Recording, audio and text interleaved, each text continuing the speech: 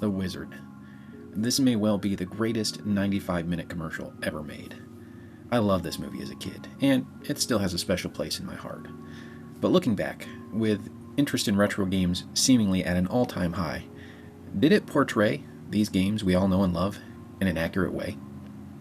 Let's investigate. In this video, I will examine 6 of the major gaming scenes from the movie The Wizard.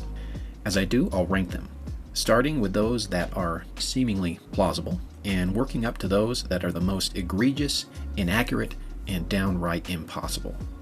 So, without further ado, number 6, Nick Fixes a Broken NES. This may well be the most believable and accurate scene in the entire movie. In it, Sam and Nick are waiting to have their tires replaced at a rinky-dink tire shop when Nick decides to pass the time by hooking up and playing the old NES. And then this exchange happens.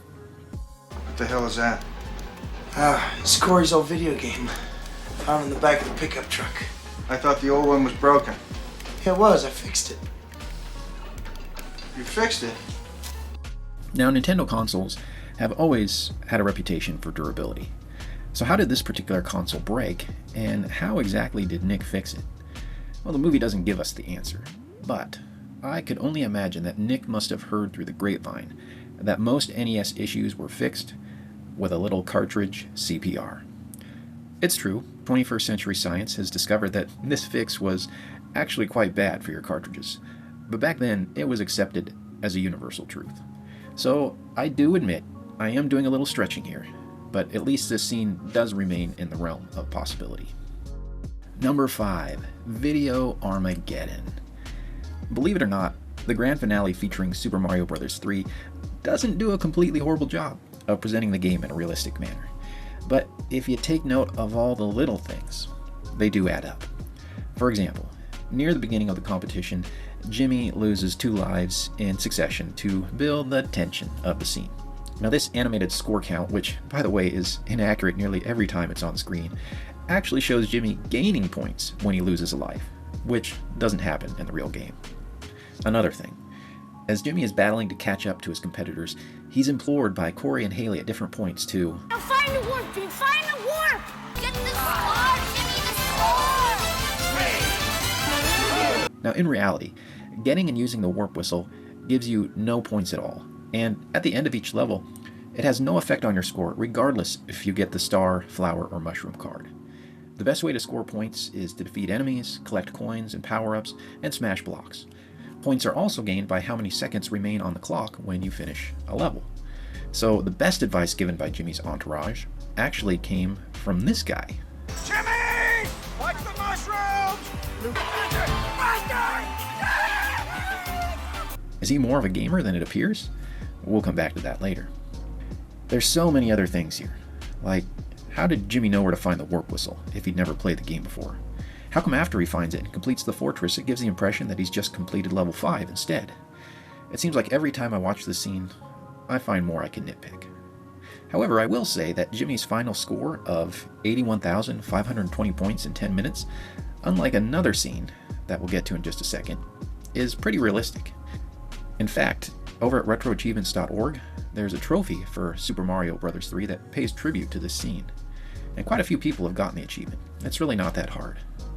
But I'll be honest here, there's nothing so egregiously inaccurate in the scene that it would ever in any way diminish the eventual euphoric experience of playing Super Mario Bros. 3 for the first time. Number 4, 50,000 on Double Dragon? In this scene, Jimmy looks to secure bus tickets for he and Jimmy that will hopefully get them closer to California. To keep Jimmy occupied, Corey parks him in front of a Play Choice 10 cabinet. Remember these? This one features Double Dragon. Well, soon after catching a glimpse of an officer, Corey realizes they need to get out of there, but not before being blown away by this little accomplishment. 50,000. You got 50,000 on Double Dragon? Now the problem is not that 50,000 points in Double Dragon is not doable. It is very much doable, but not in 60 seconds. It's actually possible to play all the way through the game, beating it, and still not have earned 50,000 points. So how can it be possible to score 50,000 points in 60 seconds? It's not. This is flat out lies. Number 3. Dad is a gamer.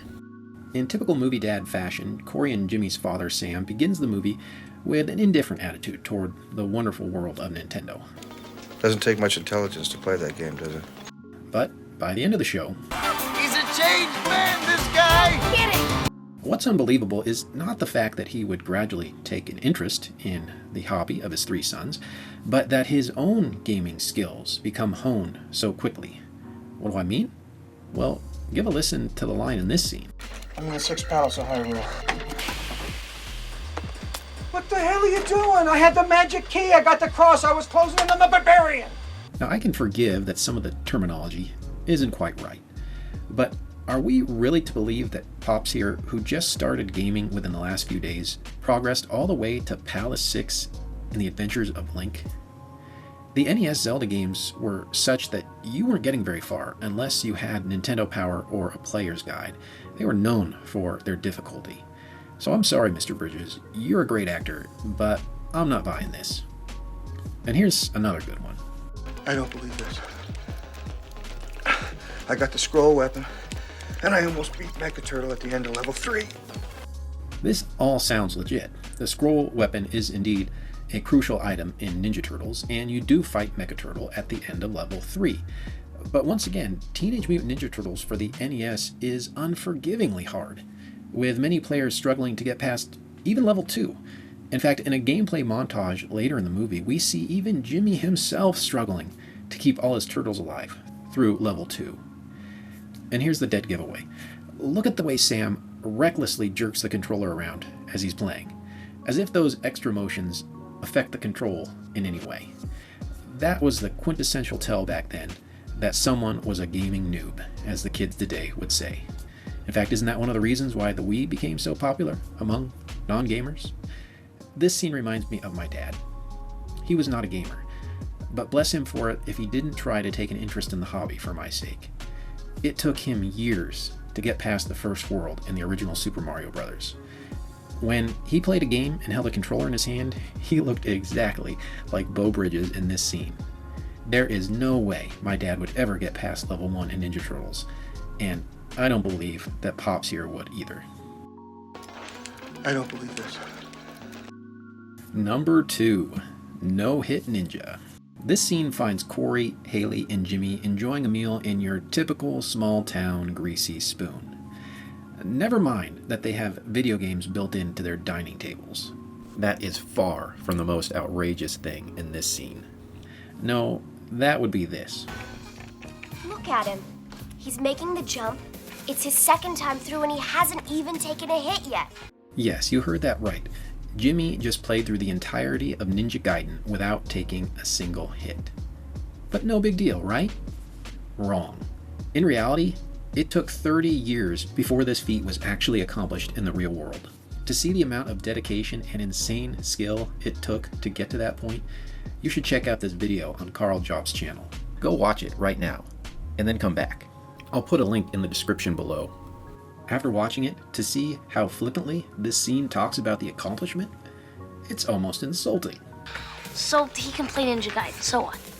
And upon closer examination, look at this. I thought Jimmy hadn't taken a hit yet. Unbelievable. Number 1, the Power Glove. It's so bad. Well, you knew this one was coming, didn't you? The scene that the wizard is probably most known for. About 30 minutes into the movie, it begins with this little treat. He's good, but he never beat Lucas. Lucas?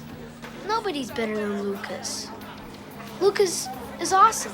You know, I used to hate Lucas, but I'm on board. He is totally awesome. Who wouldn't want to hang out with him? I mean, after all... Pick any game you want. I'm good at all of them. I have 97 of them.